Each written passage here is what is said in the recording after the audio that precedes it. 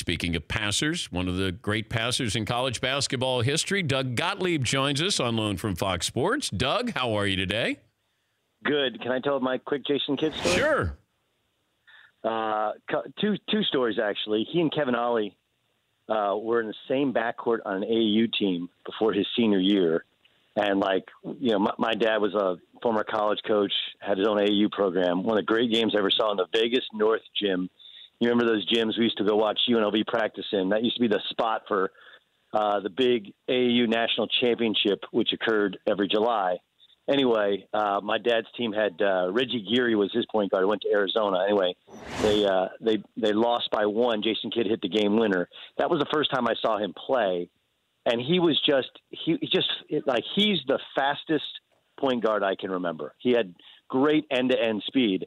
The next time I saw him was against Mater Dei, his final game, his senior year, St. Joseph's Alameda, and he was so incredibly dominant. Like Mater Dei had 10 Division I guys, and he completely dominated the game.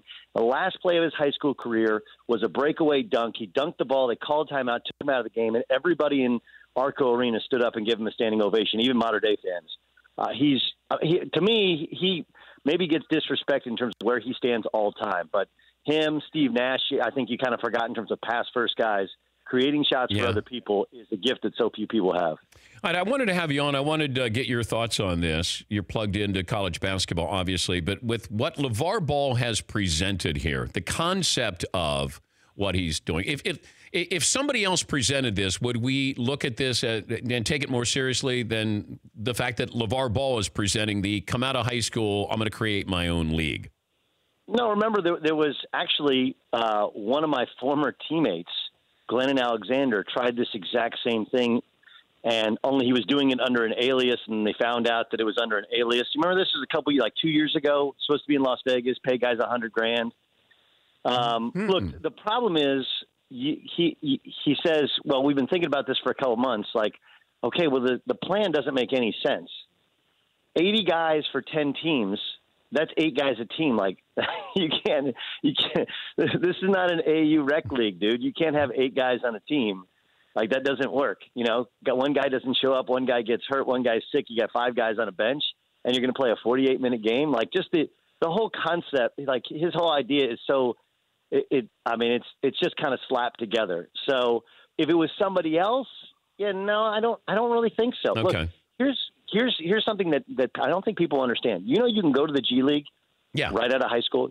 Yeah. You don't have to go to college. Nobody forces you. Forget about overseas. You can go, and they've increased the salary somewhat, but you can go play in front of NBA scouts, play with NBA caliber professional coaches, play in great facilities, practice at times against NBA teams. Nobody does it because college basketball is a great promotional tool, and it's a great developmental tool, and it provides you the fallback. So this concept has been thrown around the past, and the fact that LaVar is throwing it out was such a bad plan. We're going to play in NBA arenas. Do you understand how much that costs and how that has to work? And he has no business acumen at all to think that this is a plan that was well thought out. But is this just that he loves staying in the news cycle and it's a way to stay in the news cycle? Or do you think that he really is committed to somehow trying to make this work while his kids are playing in Lithuania? Oh, I think he's committed. I think there is a thirst for this from a lot of people. But isn't the XFL maybe going to come back? There have been people. There have been plenty of players and agents and current players. Even Lonzo last night after the game, which they took down the Rockets, said, I probably would have done this instead of going to college, which is ridiculous because playing at UCLA allowed him to elevate his profile to where he was the number 2 pick. By the way, when everything is done, he'll be able to go back and get a UCLA degree. So, I think that there are plenty of people, especially on social media, and there are people in the media that think somehow the college system is bad and somehow it uses kids when the opposite is actually true. And there is a thirst for this sort of thing, but it's going to fail, much like the XFL has failed, much like the CBA failed. The only reason the G League exists and has been relatively successful has been they've massively cut cost, and it's subsidized by the NBA. If not, it would fail like other minor leagues. Like I played minor league basketball. I played in the USBL, played in the IBA. I made a CBA team only to get cut because Randy Livingston got cut in the NBA. Like I beat out 13 dudes, made the team, and then the day before the first game got cut because Randy Livingston got cut, and then he came down to the CBA. I played in all this. Like minor league basketball sucks. You might be getting a paycheck, you might not. And the idea that and you might be playing in front of 50 people. And the idea that that's a better setup for a high school kid than going to a college program and playing for a coach that's worked with kids of that age for 25 to 30 years is a joke. And everybody who says otherwise is completely obtuse to reality. Doug, good to check in with you. We appreciate that. Thanks for joining us, as always. Hey, man, how much fun is Trey Young to watch play?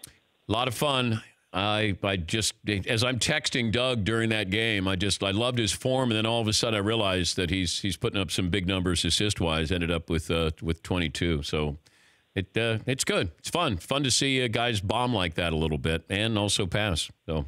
No, he can really play. And, oh, yeah, by the way, that's college basketball promoting a kid who most of America had never heard of and everybody was tweeting about. And now you're going to pay attention to when Oklahoma plays basketball. Thank you, Doug. My pleasure. That's Doug Gottlieb. Yeah, Trey Young at Oklahoma leading the nation in scoring and assists. A lot of fun. See what happens when he gets into conference play or goes against some of these bigger guards or longer players. But love what I got to see. For more Dan Patrick Show, tune to Audience Channel 239 on DirecTV or download the Dan Patrick Show app.